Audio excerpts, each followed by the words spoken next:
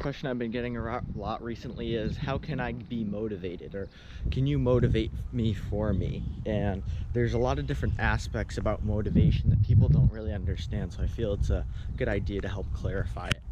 So motivation is not something that just happens and it's a set thing and you unlock it and you achieve it.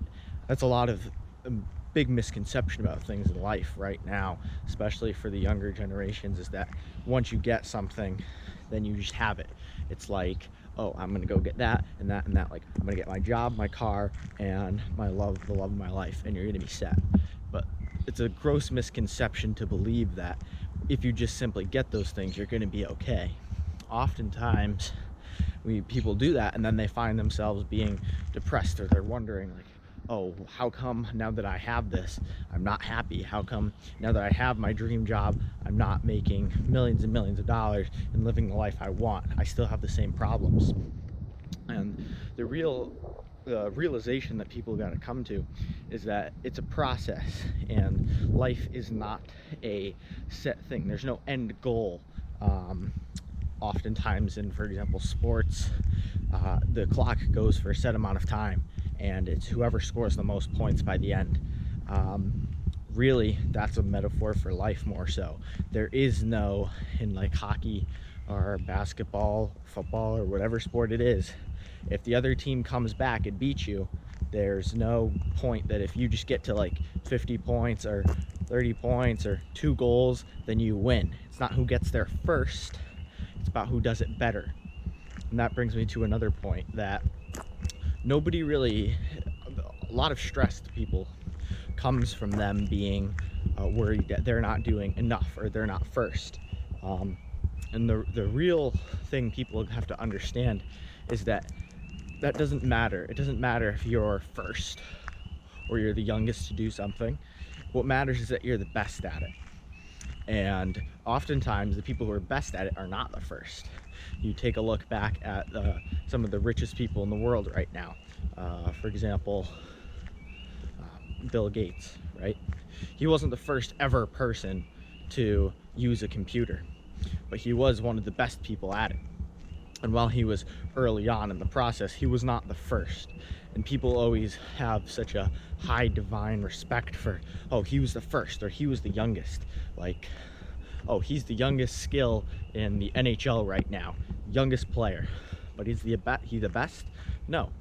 And realistically, because they jump forward and are so young doing it, oftentimes they're going to miss out on opportunities that the real best people were able to get, because they had more time to develop and they had more time to understand the game. For example, in this situation, they could understand the game at different levels, and because of that, they were able to then become the best. Now, there's always something to be said for being ahead of others, but there's no need to rush the process. When people rush the process, they end up being too quick, too fast, and they skip steps that are vitally important. Another example of this in life could be working out, for example. Oftentimes people may feel pressured, or they feel a need to just train a certain muscle really hard. For example, biceps and quads is very common. And when this happens, it ends up causing deficiencies in other parts of the body, because that one piece is so intensely cared for. It causes other exercises to then try to rely on that very big toned muscle. For example, in a squat, if your quads are overtrained, you're going to cut out using your glute muscles and your calves, and you're going to rely just on your quads. And that's fine, but what happens is, just like in life, if you train something super hard, super concentrated, you're going to have deficiencies, and those deficiencies are going to catch up to you eventually. Just like in training, you're going to stretch too far using a muscle you haven't used in years because you've been relying on your best fighter, basically, with your quad. Just like in life, you're going to have to pick up on something, and you're not going to be able to because you haven't trained that or learned it or done anything. It's important that you need to be balanced, and you need to figure out that, okay, I might not like doing this, but it's something that's essential for my development and growth. And that's why it's so important for kids and adults as well to try new things and to not be afraid to fail.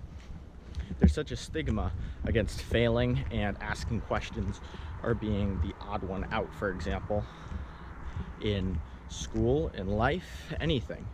And especially with the modern society where everybody seems so perfect. On Instagram or Snapchat, TikTok, you look and you see, oh, there's just somebody who looks like they're relatively attractive. They got into a nice school, for example, or they're making tons of money. Yeah, well, they didn't start out that way, first of all. They started out just like anybody else. What they did is they found something that they were good at and they capitalized on it. But the real thing that they need to figure out is that they have all the same issues as you. Why would you but they don't show them. You just see the best parts of their lives. You just see the best parts of everyone else's lives. And you might not even be on any of those platforms, for example. But what happens is the mind automatically asserts ideas that it has about it. For example, if you hear that somebody else has an opportunity to go do something, they get a promotion or something else, you think, oh, well, I did the same things as them, I should have earned that, I deserve this. And you may feel entitled to that. You may feel jealous. But the real issue is that they have a whole different backstory to you. But what happens is subconsciously, you place your mind and your backstory into them and just see the result. You see yourself as them with the same result. And what happens then is you feel, well, they have that result, I have that result, but I didn't get it. What am I doing wrong? You feel that you're the exact same as them. And the reality of it is that they feel the same about everybody else. They subconsciously feel, oh, I wish that I was in that situation or that one. A good example is oftentimes, I'll take it back to training once again, real life story here. I overtrained a certain part of my body, and that left smaller muscles being, they had lacks and deficiencies. And this was the inverse of one of my friends who ended up not training as much, so they were more balanced. However, they needed to gain more muscle. And the combination of these two things ended up for both of us saying pretty much at the exact same time in a text, it was rather comical, that yeah, I wish I did it the way you did it. And everybody puts themselves in the position of the other person naturally and sees that other thing that they have, and they think, hey, if I had that in my position, it would be great. But the problem is that it wouldn't be great. It would be, you wish you had something else. The grass is always greener on the other side, is the common expression. And relating to that so that you can understand for yourself, you can always find something new. It's something different that you wish, oh, I wish I had that. I wish I had something else. When that exact person who you may be envying probably wishes they had something that you do. It's a delicate balance of wanting something that you can achieve and having goals, and figuring out a difference between that and having no ambition. What's best? It's a balancing act, and you need to figure that out for yourself. But moreover, life comes in a lot of different ways and purposes. Oftentimes people have different goals, different mindsets coming from their different backgrounds. Some people may think Similarly to this example, some people may think the ultimate goal in life is to graduate college. Maybe none of their family members have ever done that. While others, for example, may think, oh, I wish that I had a loving, supportive family. While they graduated college with ease. It wasn't even an issue for them. Just the different perspectives really bring people apart.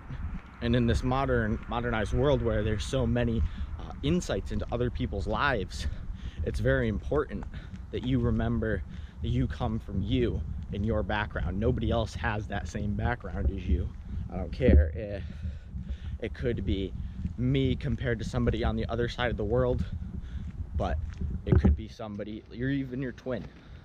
If you have a twin brother or sister, then their life is still completely different to yours. Their goal, their ambition, how they came to come to the conclusions that they have.